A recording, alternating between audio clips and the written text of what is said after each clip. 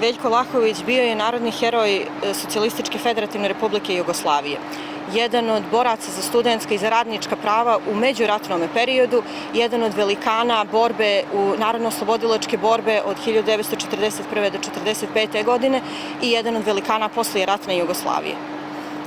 Ne čudi zašto je univerzitet u Titogradu, današnjoj Podgorici, kao i brodogradilište u Bijeloj, u Crnoj Gori takođe, nosio ime po Veljku Vlahoviću s obzirom na velika dostignuća i na značaj koji je on imao za istoriju i Crne Gore i za istoriju cijele Jugoslavije. Veljko Vlahović započeo je svoju borbu za prava studenata i za prava radnika 1933. godine kada je upisao Beogradski univerzitet. 1936. godine je čak završio u logoru u Višegradu zbog intenzivne borbe koju je vodio protiv represivne vlasti u Beogradu, koja je studente Beogradskog univerziteta pokušavala da na vrlo brutalan način smiri tokom njihove borbe za veća prava i za autonomiju univerziteta. Prvi je koji je javno govorio o potrebi da univerzitet, kakav je bio tada univerzitet u Beogradu, a i drugi, treba da bude autonoman, treba da bude slobodan, treba da se okrene svojim studentima, nauci, a ne da bude, kako je on tada izjavljivao, sluga nenarodnog režima. Zbog svojih političkih uvjerenja ispisan je sa univerziteta i morao je da studije nastavi u Pragu.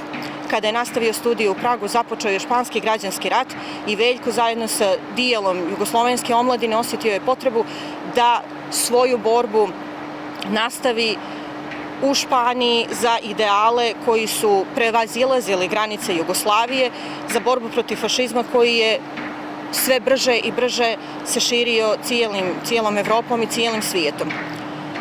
Zbog borbe Veljko je bio borac internacionalnih brigada u Španiji. U toku rata, španskog građanskog rata u bici na Harami, izgubio je nogu i to ga je onemogućilo da se dalje da svoj doprinos na frontu.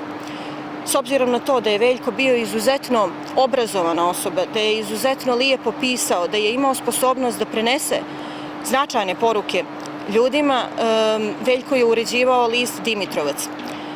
Tako da se njegova aktivnost tokom Španskog građanskog rata i kasnije tokom cijelog Drugog svjetskog rata zasnivala zapravo na tome da ideju o slobodi, ideju o antifašizmu, ideju o borbi za prava i naroda i studenata i kasnije kada je počeo rat i za borbu protiv fašizma i protiv jezivih ideologija koje su se širile svijetom, nastavi upravo kroz pisanje članaka, tekstova, studija, a onda iz Moskve od 1941. godine pa do kraja rata i kroz uređivanje radio stanice Slobodne Jugoslavije.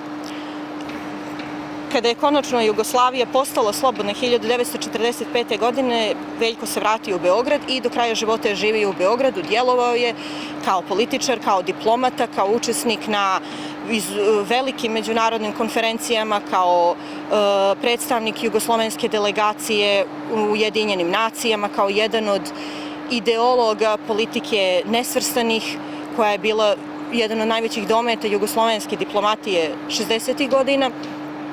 I ni u jednom trenutku nije prestao da se bori za ona inicijalna prava za koja se borio u međuratnom periodu, a to su borba za studentska prava.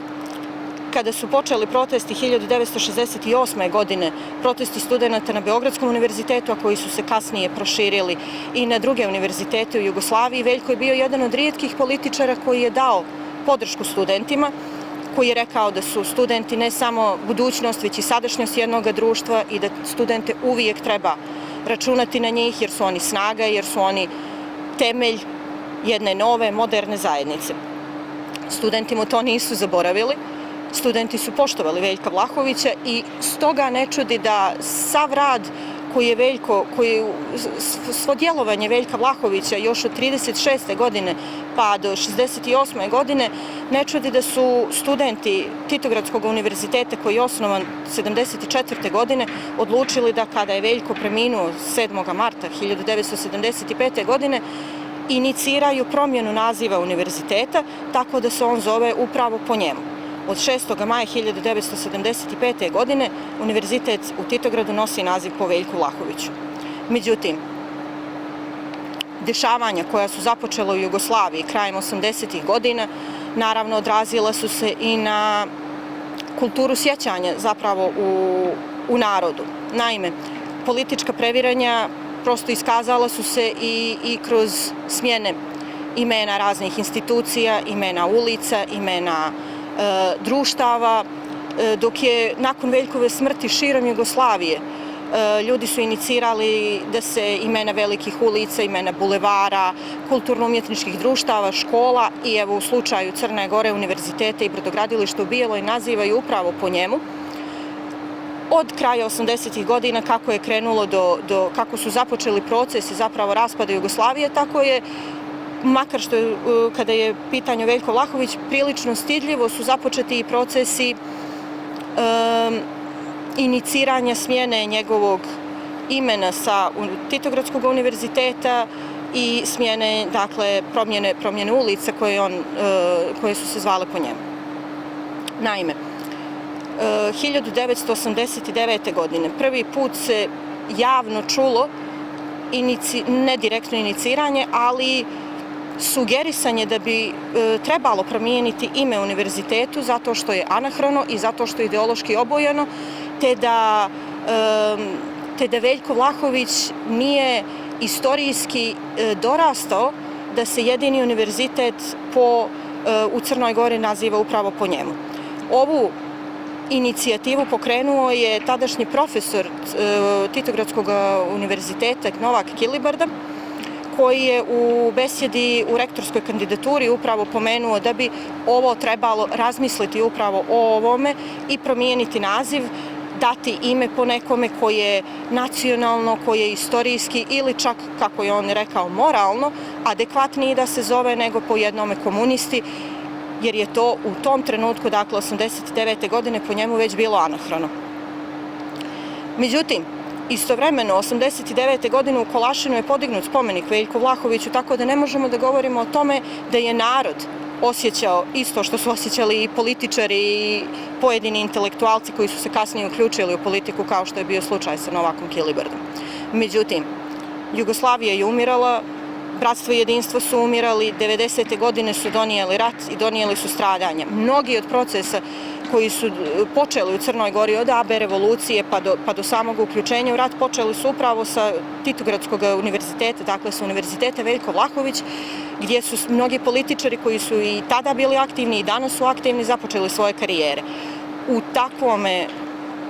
U takvim okolnostima ni ne čudi što je Veljkovo ime stajalo kao jedan vrlo glasan podsjetnik da se urušava svjesno jedno društvo koje je izgradilo ovu zemlju i prosto ne čudi što su vinovnici novih politika na teritoriji Crne Gore odlučili i da se na jedan izvjestan način obračunaju i sa nasleđem Veljka Vlahovića, tako da je 1992. godine zvanično promijenjen naziv u Univerzitet Crne Gore. Međutim, ni tada, kada se to zapravo i desilo, nije se čulo direktno optuživanje na račun Veljka i njegovog moralnog, političkog, kulturnog djelovanja. Zapravo, ljudi koji su tada pokrenuli inicijative sa univerziteta bili su predstavnici studenata, bili su prorektori koji se, znajući naravno njegov ugled u društvu, nije su usudili da javno kažu da Veljko nije dovoljno dobar da se po njemu zove univerzitet, nego su zapravo se fokusirali na to da treba pratiti moderne trendove koji podrazumijevaju da se jedan univerzitet zove po svom osnivaču ili po gradu ili po državi u kojoj se nalazi. I da je to zapravo jedan od razloga zašto bi baš trebalo promijeniti ime univerziteta u tom trenutku. Dakle, 1992. godine rat je bio uveliko tu, Jugoslavija je prestala da postoji, Veljko je bio simbol Jugoslavije, jugoslovenstva, simbol nečega što zapravo u bivšim jugoslovenskim republikama više nije postojalo, gdje je socijalizam zamijenjen nacionalizmom i kao tako prosto jedan čovjek kao što je bio Veljko nije mogao da se uklopi u nove simbole tih država.